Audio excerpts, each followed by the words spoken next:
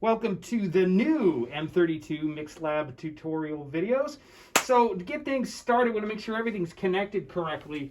The source is this beautiful CD player, and you're going to need on the back here, it's got some XLR jacks wired up. So you'll see XLR CD out left and right. Those are going to go to channels 1 and 2 input, XLR inputs on the back of the desk here. Sorry, video a little bit dancing around here, but channels 1 and 2. While we're here, outputs are coming out of left and right. If you're using the console for PA, you're probably going to be coming out of 15 and 16, but we're going to use left and right control room outs, and those are going to go to the speakers here in the lab. So that's the initial simple video. Well, I got you. We might as well talk about loading up the files here. So you're going to be starting off by loading a preset file.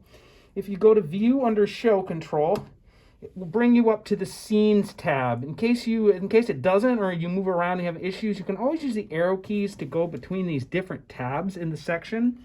So we're in the kind of View area, but we're on the Scenes tab. And if you scroll up to the top, this knob here on the left will go all the way up and we'll scroll between the scenes. The default scene has everything working. That's great if you're doing a show, but for this class, for SRT1, you definitely want to load up the practical exam, the You've Been Goggenized scene. I have a couple backups here as well, but let's load it. By pressing the go button, it loads it. It asks, are you sure? It's not a touchscreen.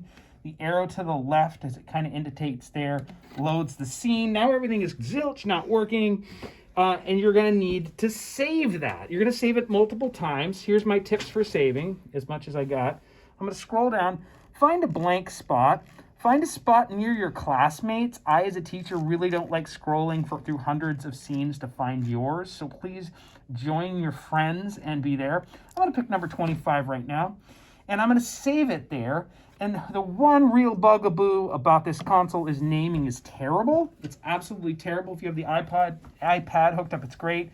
But if you don't, at least there's a backspace button for deleting things. But for actual typing, you have to character select using these two middle knobs here.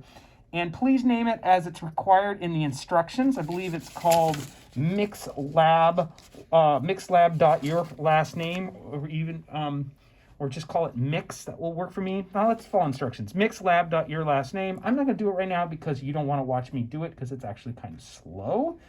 But if I did, I would let's just find the letter M, and I press it to select it, and you see I've started the naming process. I'm going to hit Save Now, which is down here on the lower left. Are you sure?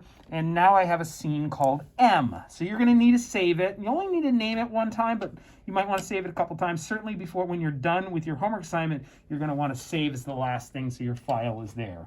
So just to review, I've plugged in XLRs, we plugged in the outputs, we saved and loaded the scene. That's enough for the first video.